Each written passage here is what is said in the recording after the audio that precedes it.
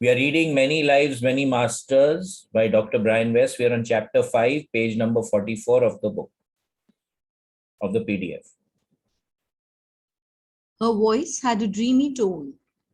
People who are in comas are in a state of suspension. They are not ready yet to cross into another plane until they have decided whether they want to cross or not. Only they can decide this. If they feel they have no more learning in physical state, then they are allowed to cross over. But if they have more learning, then they must come back, even if they do not want to. That is a rest period for them, a time when their mental powers can rest. So people in comas can decide whether or not to return, depending upon how much learning they have yet to accomplish in the physical state. If they feel there is nothing further to learn, they can go directly to the spiritual state. Modern medicine notwithstanding. Okay, so when we look at it from the Monroe principle, people who are in the state of coma are basically in a state of consciousness that we call focus 22, right? In that state of consciousness, people are neither here nor there, right? They are stuck in the middle. They do not know that they have died, or they are not dead. So they are still attached to the physical body, but they have not transcended, right? So over here, it's very clear, right, when they say that they have not yet crossed over, they are still here. When they cross over, they go into a state of consciousness called focus 23. So all ghosts and all those other phenomenon take place in focus 23. This information meshed nicely with the research being published about near-death experiences and why some people choose to return. So now this is another phenomenon which is there when people have a near-death experience. You have the tunneling effect, and there are 16 odd effects that take place when a person has a near-death experience. Now, once you've gone into that state of consciousness, many times you meet a lot of beings there who actually request you to go back into this earth life experience, because there are certain tools or calibers that you may be possessing which are relevant to that particular point in time for the growth of the entire environment and the people and the souls who are there existing in the earth life existence, right? So there are many books on near death experiences nowadays.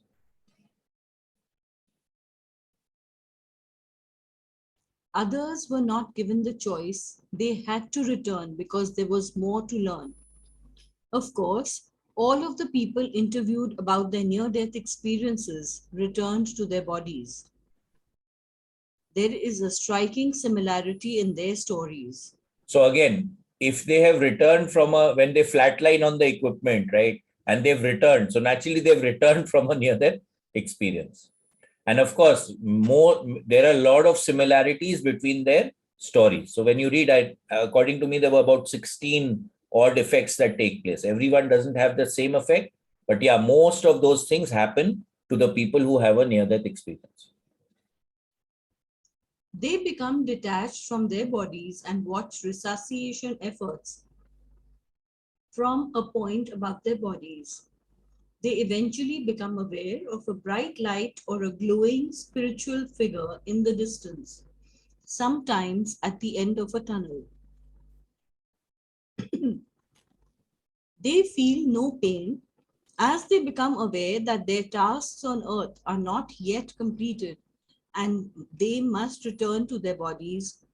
They are immediately rejoined to their bodies and once again are aware of pain and other physical sensations. So when you are separated from the body, you don't feel the pain, because when we are in that out of body state, when we are not attached to the body, the sensation of pain is no longer existing.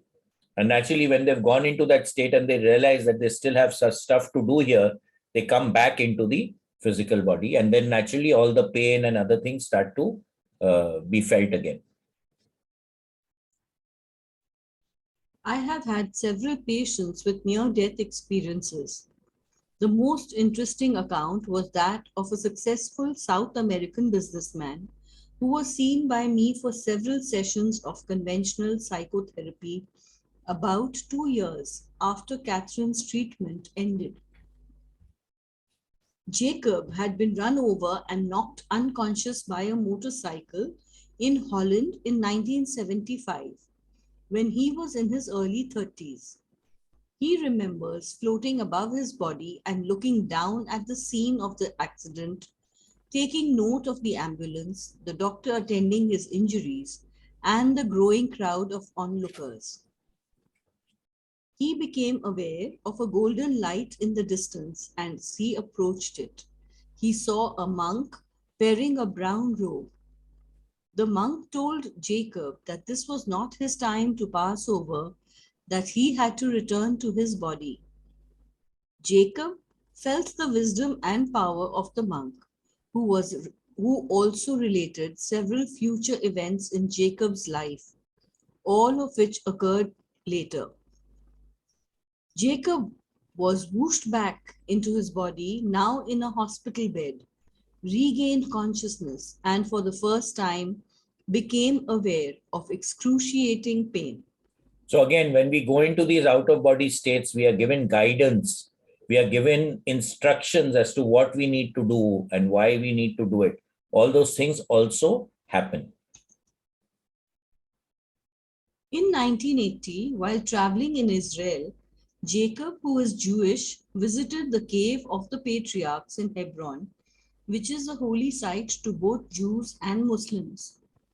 After his experience in Holland, he had become more religious and had begun to pray more often. So most of the people who experience near-death experiences, they become more spiritual.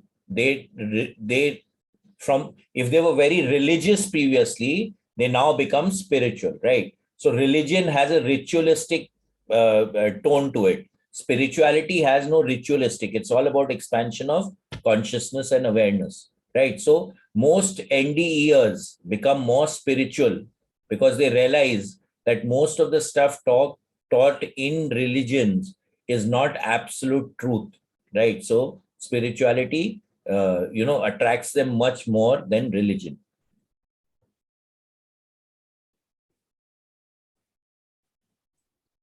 He saw the nearby mosque and sat down to pray with the Muslims there.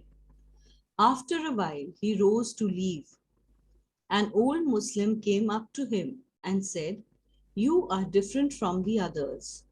They very rarely sit down to pray with us." The old man paused for a moment, looking closely at Jacob before continuing. "You have met the monk. Do not forget what he has told you." So now again, a person who has that spiritual vision, right, or who has had an NDE experience will tend to recognize another person who has had a similar experience. So it seems this old man had actually met the monk also. So he realized that the frequency, that the shift which took place in Jacob when he met the monk, the old man could actually recognize it.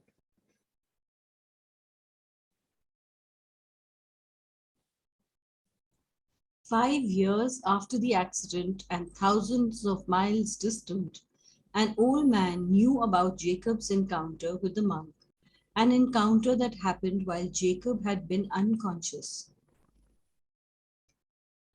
In the office, pondering Catherine's latest revelations, I wondered what our founding fathers would have thought about the proposition that all humans are not created equal.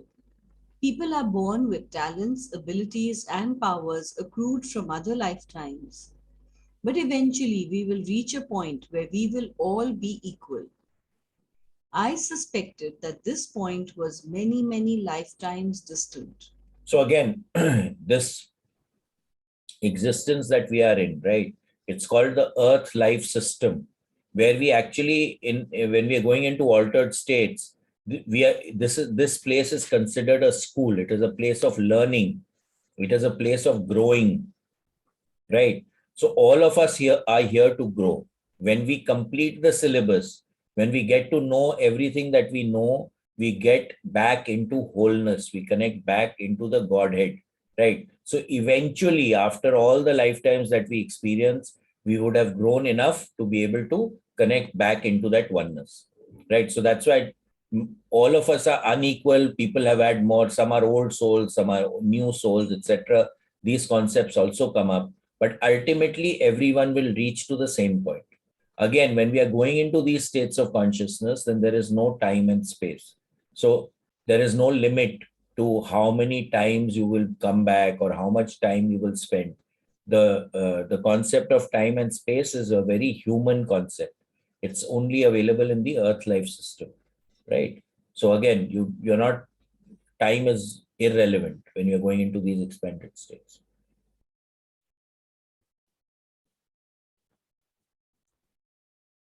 I thought about the young Mozart and his incredible childhood talents. Was this also a carryover of former abilities? Apparently, we carried our over abilities as well as debts. So this is what the field of karma is, right? What you sow, you will bow. I mean, you will experience. So again, this is carried over from lifetimes. In the Vedanta principle, you have the Sanchit Vasanas and you have the Prarabdha Vasanas. The Prarabdha Vasanas are what you're coming to experience in this lifetime.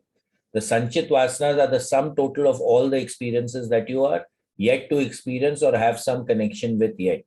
Once all are cleared, you transcend into the next level of consciousness. That's what the Vedantic principle talks about, right? So again, over here, he says very clearly, we carry over abilities as well as debts.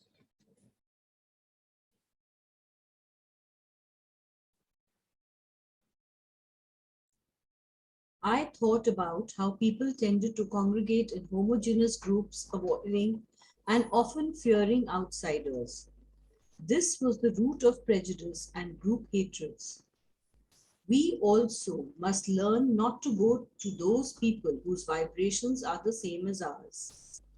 To help these other people, I could feel the spiritual truths in her words. So again, naturally, birds of a feather flock together, right? If you're resonating with someone, you will tend to be with that other someone. But always remember that we need to experience new things. That is why we ask this question. When was the last time you experienced something new, right? So you need to experience people of other modalities, other faiths, other backgrounds, so that we can again grow. Ultimately, when we have all the information, when we have grown enough, that is only when we can transcend. So if I stick to one thing only, then I'm not growing. That's why growing becomes very important. Experiencing becomes very important. I must come back, Catherine resumed. I must come back. But I wanted to hear more. I asked her who Robert Jarrett was. She had mentioned his name during the last session, stating that he needed my help. I don't know. He may be in another plane, not this one. Apparently, she could not find him. Only when he wants, only if he decides to come to me, she whispered. He will send me a message. He needs your help. So again, we have various planes of consciousness. Again, in the Monroe principle, we have the focus levels. So a person can be existing anywhere in focus 22, 23, 24, 25, 26, 27, 34, 42, etc., etc. Right? So when we are going to locate them, we need to be in that state of consciousness or have the permission and ability to access that particular state of consciousness in which that person is existing. So like this Robert Gerard is there, she in her state of consciousness is not able to find him.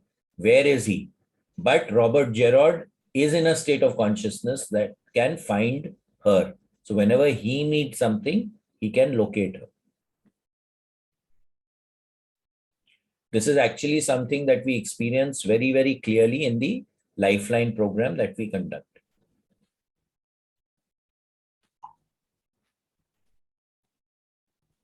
I still could not understand how I could help.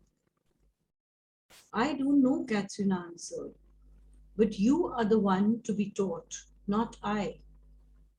This was interesting. Was this material for me? Or was I to help Robert Jarrod by being taught? We never did hear from him. So again, whenever we teach, we learn. And when we learn, we teach, right? It's always a circular thing, right? If any teacher thinks he knows everything, then the big problem.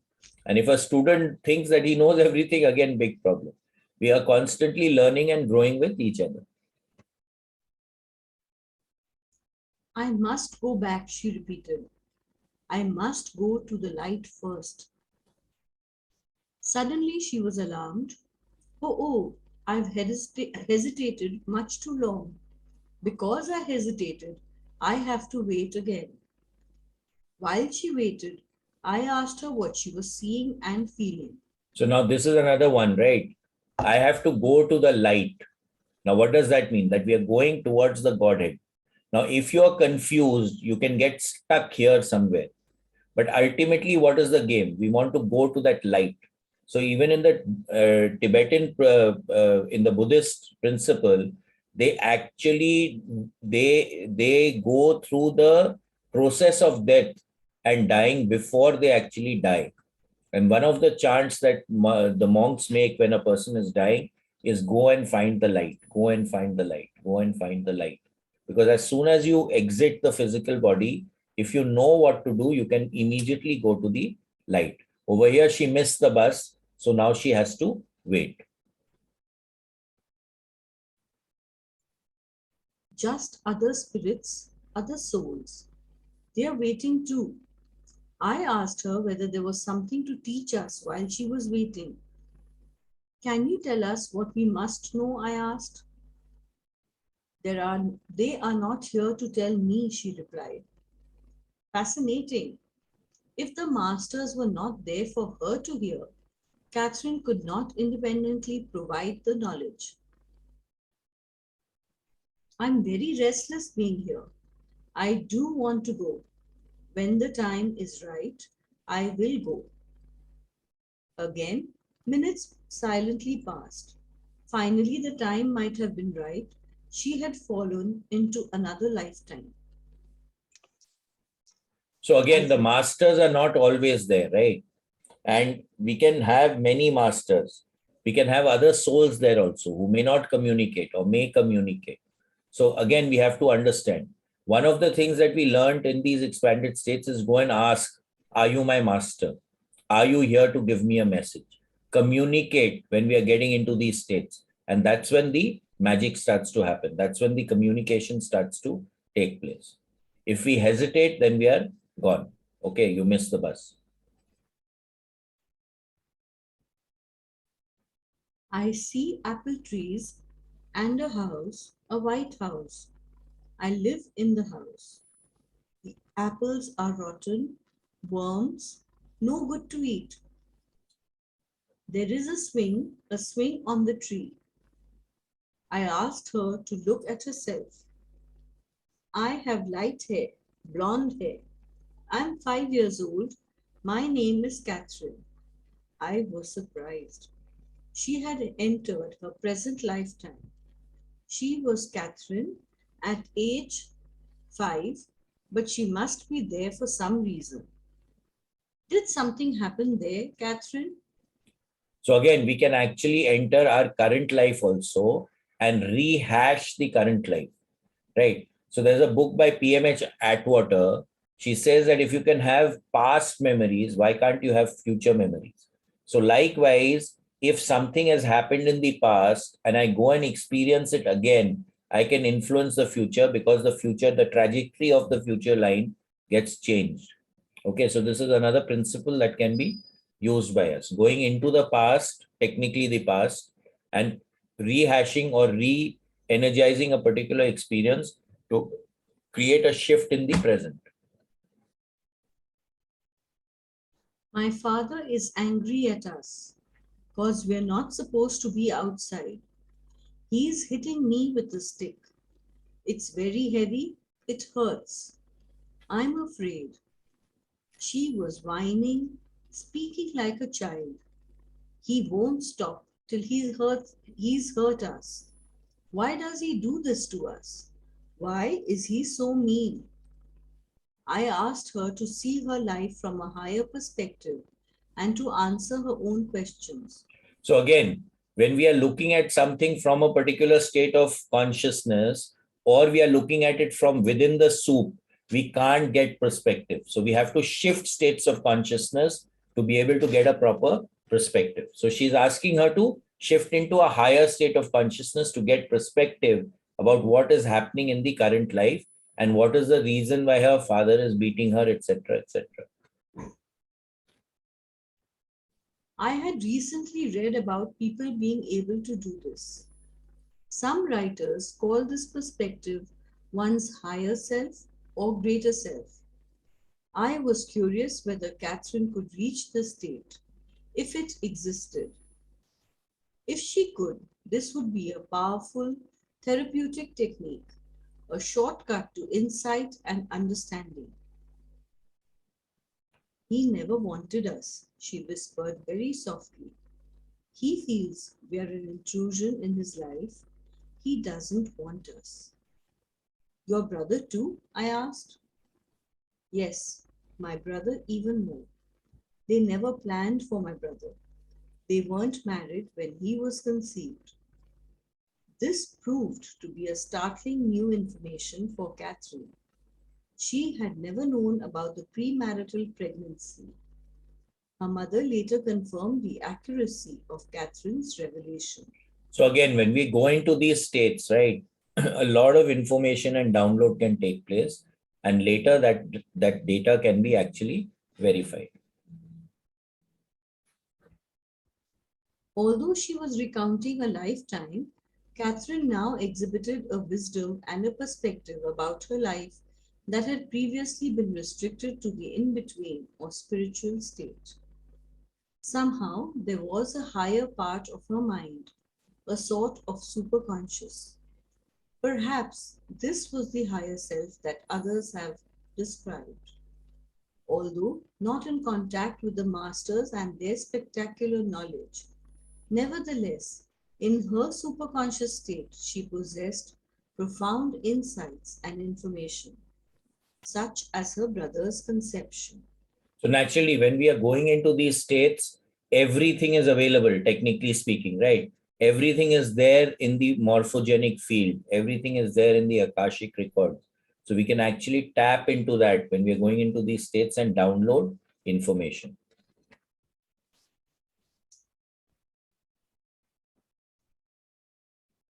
The conscious Catherine, when awake, was much more anxious and limited, much simpler and comparatively superficial.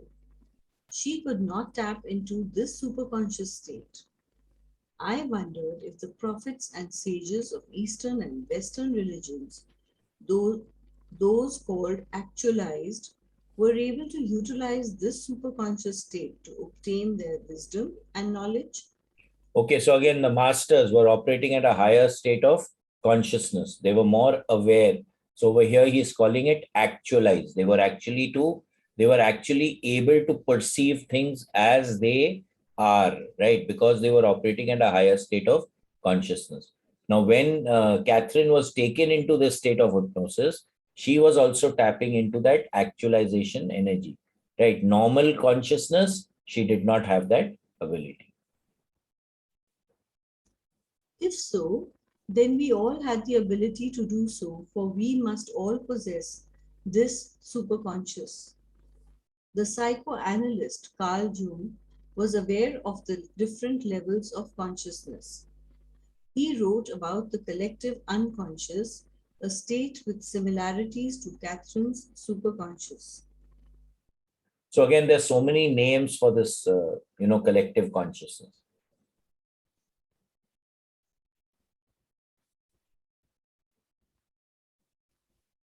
I would become increasingly frustrated by the uncrossable gulf between Catherine's conscious, awake intellect and her trance level, superconscious mind. So since Catherine was going into a deep state, right, a conscious mind and this state of consciousness that she was experiencing in hypnosis were totally distinct and they could not communicate with each other because she was being taken into that state. Now, that's the basic difference between a hypnotic session and what the Monroe Institute teaches us, because it allows us to go into these states of consciousness, which are higher states of consciousness, where we can get downloads, etc. But we are still consciously aware also, right? So we know what we are experiencing at a conscious level. Over here, Catherine has no memory of what she experiences under the hypnotic state. While she was hypnotized, I would have fascinating philosophical dialogues with her at the superconscious level. When awake, however, Catherine had no interest in philosophy or related matters. She lived in the world of everyday detail, oblivious of the genius within her. So before we come into this earth life environment, our consciousness level is so much, our awareness is so much. When we come here, it shrinks in size, right? Because if we want to experience something, I can't know about it, so I shrink. When we transcend again the consciousness goes back into the state it was, right? So experiencing the experience is what we have come here to experience in the earth life system.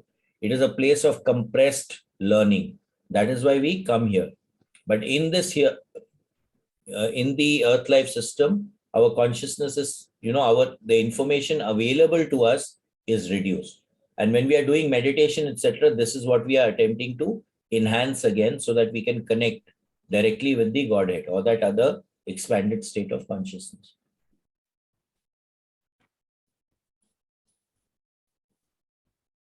Meanwhile, her father was tormenting her, and the reasons were becoming evident. He has many lessons to learn, I stated in a questioning way. Yes, so he does. I asked her if she knew what he had to learn.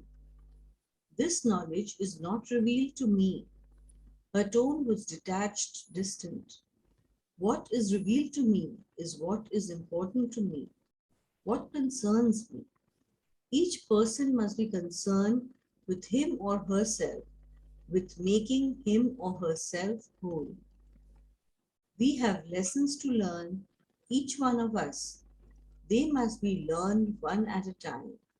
In order, only then can we know what the next person needs, what he or she lacks, or what we lack to make us whole.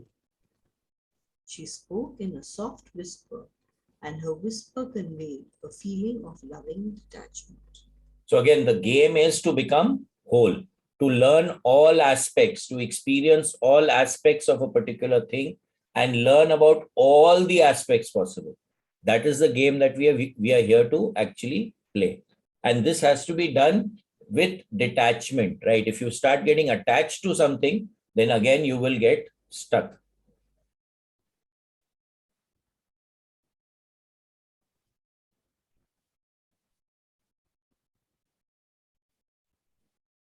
When Catherine spoke again, the childlike voice had returned. He's making me sick. He's making me eat this stuff that I don't want. It's some food. Lettuce, onions, stuff I hate. He's making me eat it and he knows I'm gonna be sick. But he doesn't care. Catherine began to gag. She was gasping for air.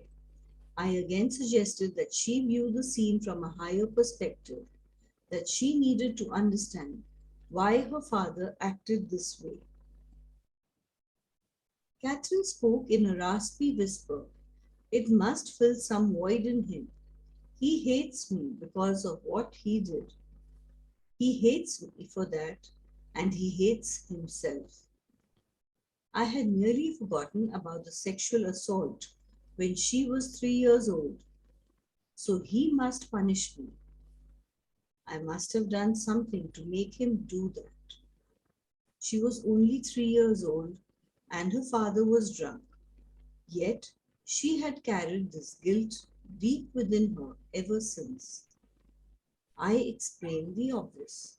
So again, many times we go through certain processes, right? Certain incidents in our life which leave a mark and we can't get over the guilt. We keep blaming ourselves. We don't take responsibility for that particular action. And then that will keep coming and haunting us. And this is where the patterns start to get developed. And once we are in a pattern, we will keep going into that same reaction without knowing that we are going into that reaction. And that's why recognizing the patterns that we have in our life becomes an important exercise in itself.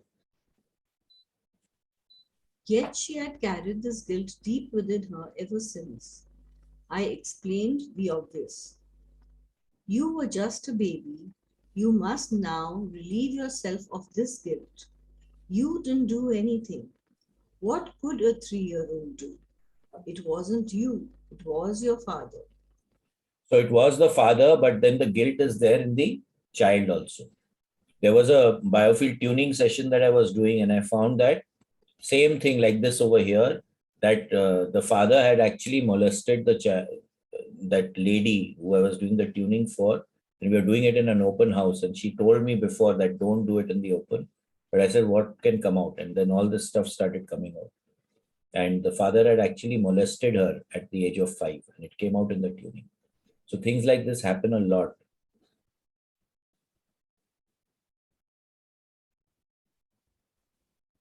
He must have hated me then, too, she gently whispered. I knew him before, but I cannot draw on that information now. I must go back to that time. Although several hours had already passed, I wanted to go back to their previous relationship. I gave her detailed instructions. So again, she feels that her father hates her in this lifetime, and the why he hates her maybe in a past life. So she has to go there to actually hash it out, to actually figure it out as to what really happened. So naturally, Dr. Brian Best is giving her directions again to go back into that point in time when this thing started happening.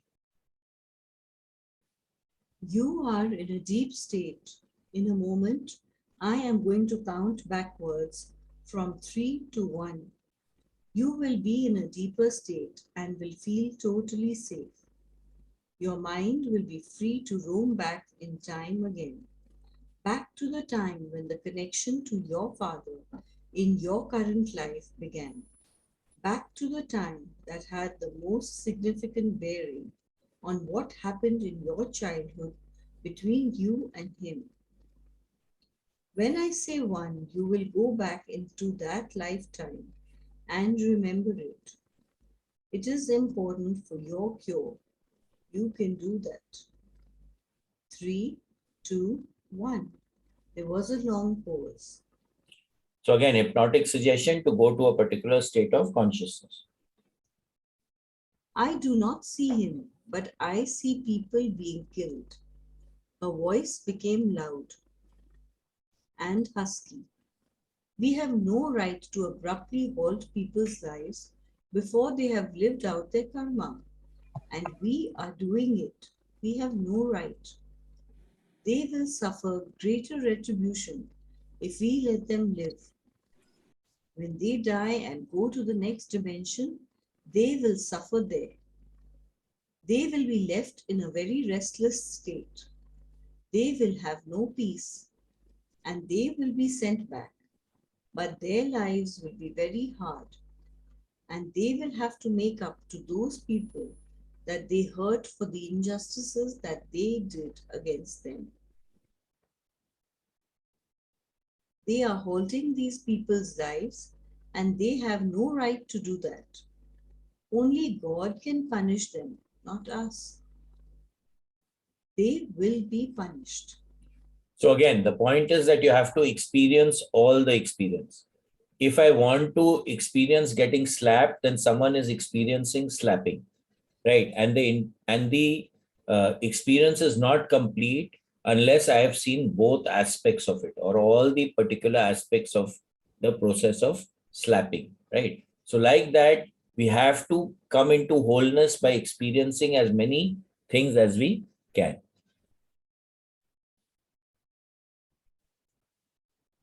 They will be left in a very restless state. They will have no peace and they will be sent back. But their lives will be very hard. And they will have to make up to those people that they hurt for the injustices that they did against them. They are holding these people's lives, and they have no right to do that. Only God can punish them, not us. They will be punished. A minute of silence passed. They are gone, she whispered. The master spirits had given us once more message today, strong and clear. We are not to kill, no matter what the circumstances. Only God can punish. Catherine was exhausted. I decided to postpone our pursuit of the past life connection to her father, and I brought her out of her trance. She remembered nothing except her incarnations as Christian and as young Catherine. She was tired, yet peaceful and relaxed, as if a huge weight had been lifted from her. My eyes met Carol's. We were also exhausted. We had shivered and we had sweated, hanging on to every word. We had shared an incredible experience. Okay, so again, the spirits can come and go if they please, right? That's very important. If they get stuck, then naturally there are issues. But making that connection, making a friendly connection with the spirits, with the guides, building our relationship with them becomes very important.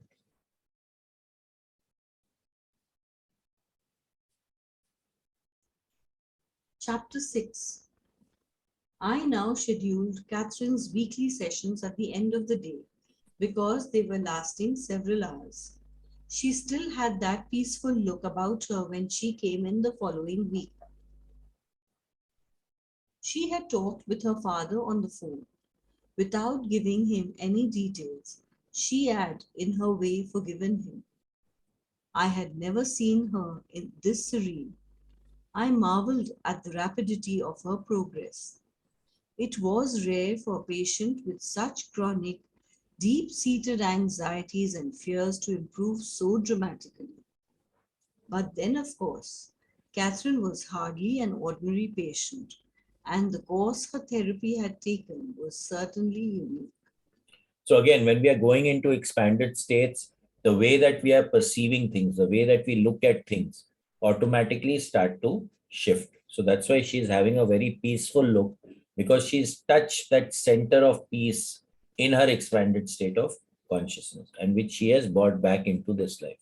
But again, when day-to-day activities take over and mundane things start happening, we can actually start to lose the connection. So we need to be aware of the connection into the spiritual realms, otherwise it will drop. I see a porcelain doll sitting on some type of mantle. She had quickly fallen into a deep trance. There are books next to the fireplace on both sides. It's a room within some house. There are candlesticks next to the door and a painting of the face, the man's face. It's him. She was scanning the room. I asked her what she was seeing. Some type of covering on the floor. It's fuzzy, like it is an animal skin. Yes, some type of animal skin covering on the floor. To the right, there are two glass doors that lead out onto the veranda. There are 4 steps columns on the front of the house. 4 steps down. They lead out to a path. Big trees are all around. There are some horses outside. The horses are bridled to some posts that are sitting out front. Do you Right. know So where this is? you can have real detailed experiences. Okay. This can happen in meditation also. You can really have a detailed experience about what's the nature of stuff, what is happening there, what is there, etc., etc.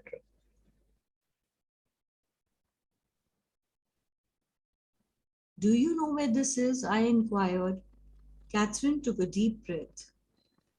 I don't see a name, she whispered, but the year must be somewhere.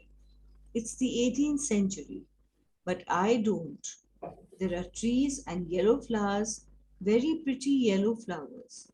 She was distracted by these flowers. They smell wonderful, they smell sweet.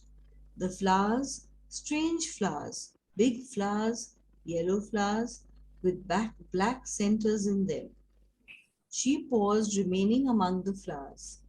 I was reminded of a field of sunflowers in the south of France. I asked her about the climate. It's very temperate, but it's not breezy. It's neither hot nor cold. We were not making any progress in identifying the locale. I took her back into the house, away from the fascinating yellow flowers, and I asked her whose portrait was above the mantel. I can't. I keep hearing Aaron. His name is Aaron.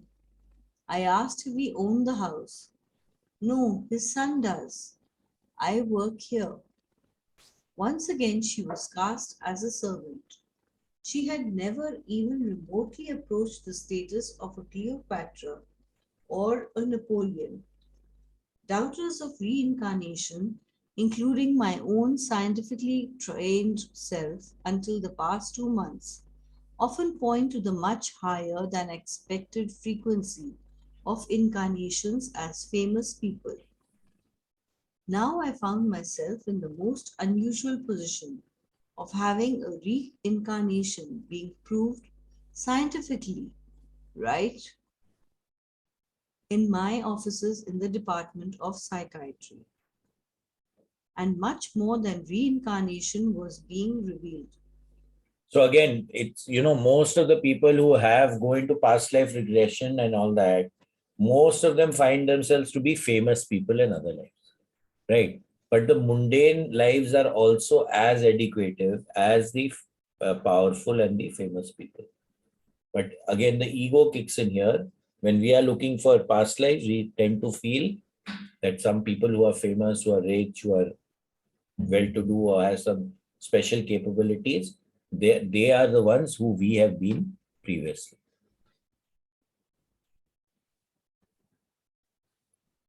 My leg is Catherine continued, very heavy. It hurts. It almost feels like it's not there. My leg is hurt. The horses kicked me. I told her to look at herself. I have brown hair, brown curly hair.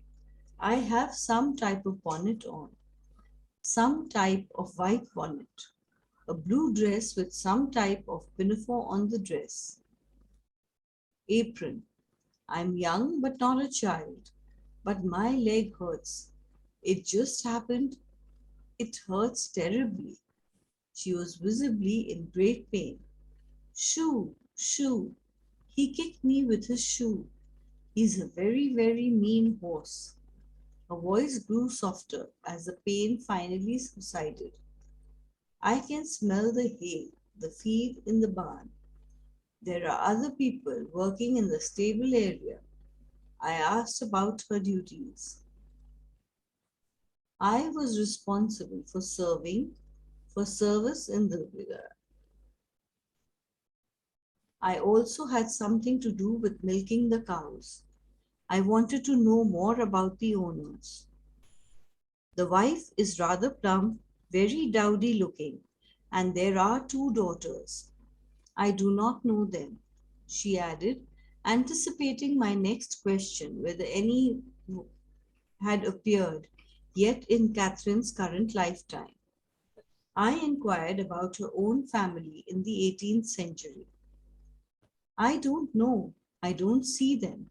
I don't see anybody with me. I asked if she lives there.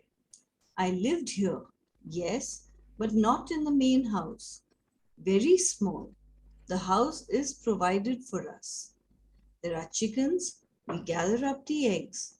They are brown eggs. My house is very small and white. 1 room. I see a man. I live with him.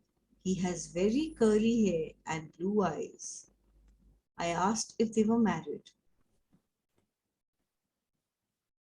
Not their understanding of marriage, no. Was she born there? No. I was brought to the estate when I was very young. My family was very poor. Her mate did not seem familiar.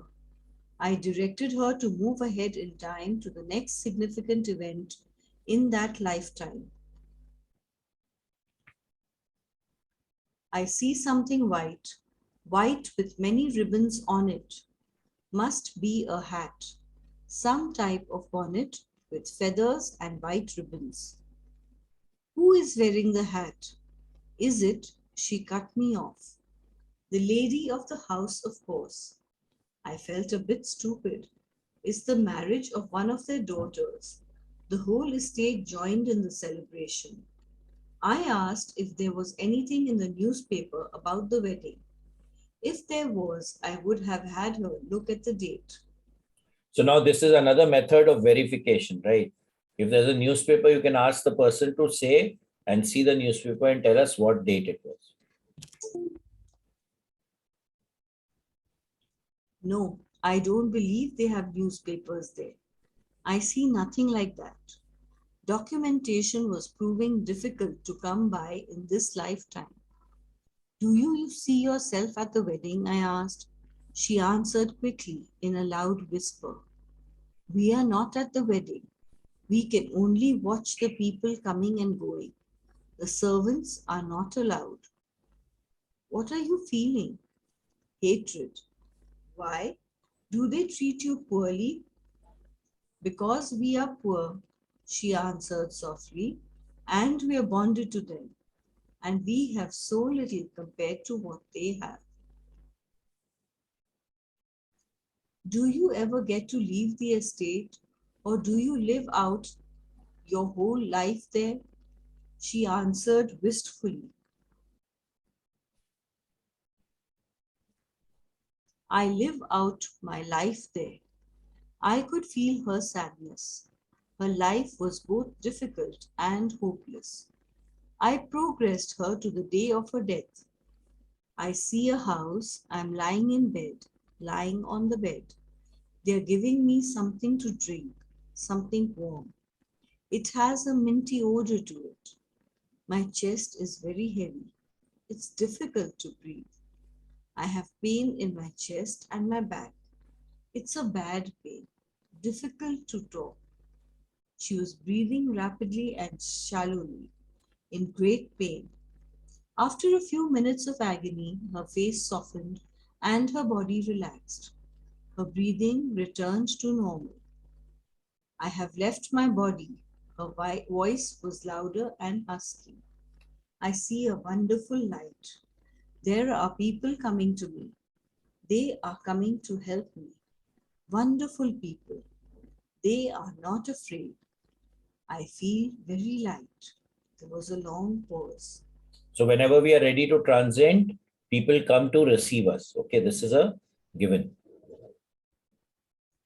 Do you have any thoughts about the lifetime you just left? That is for later. For now, I just feel the peace. It's a time of comfort. The party must be comforted. The soul, the soul finds peace here. You leave all the bodily pains behind you. Your soul is peaceful and serene. It's a wonderful feeling. Wonderful like the sun is always shining on you. The light is so brilliant. Everything comes from the light. Energy comes from this light. Our soul immediately goes there. It's almost like a magnetic force that we are attracted to. It's wonderful. It's like a power source. It knows how to heal. Does it have a color? It's many colors. She paused, resting in this light.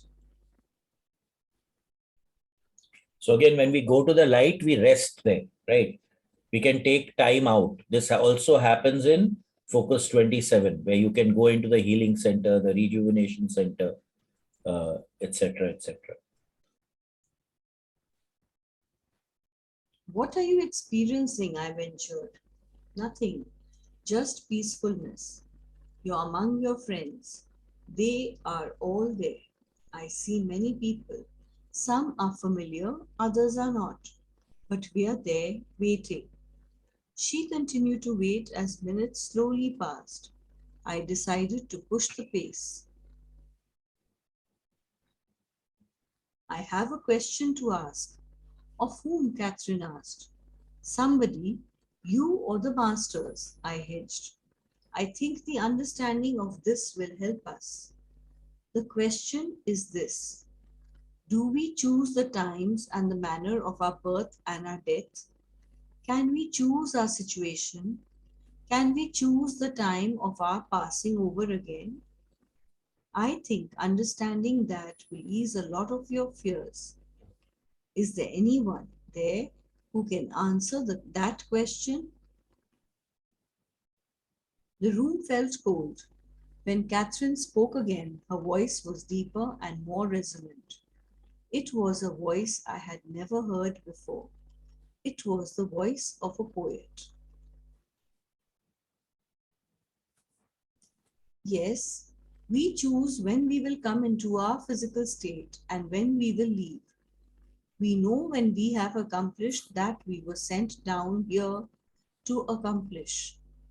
We know when the time is up and you will accept your death. For you know that you can get nothing more out of this lifetime. When you have time, when you have had the time to rest and re-energize your soul, you are allowed to choose your re-entry back into the physical state. Those people who hesitate, who are not sure of their return here, they must lose the chance that was given them, a chance to fulfill what they must when they are in physical state. So again, we actually choose the time, place, and people we are born to.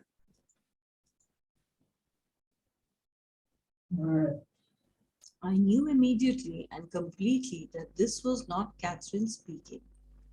Who is speaking to me? I implored. Who is talking?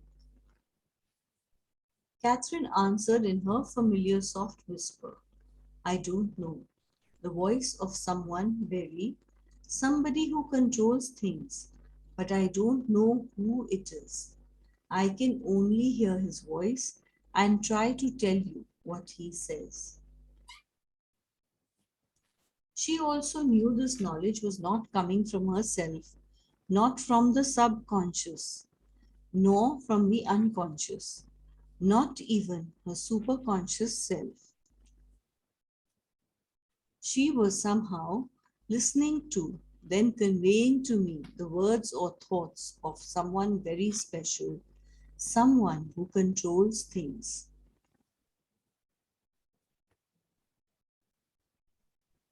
Thus, another master had appeared, different from the one or several from whom the previous wisdom laden messages had come. This was a new spirit with a characteristic voice and style, poetic and serene.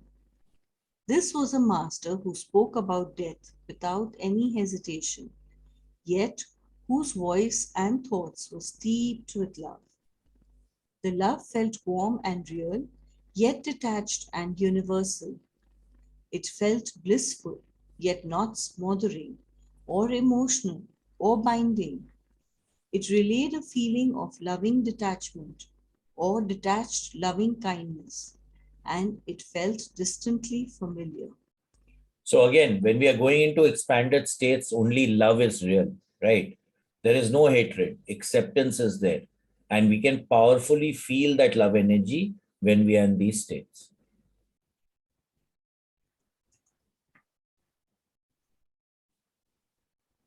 Okay. I think we can stop here today.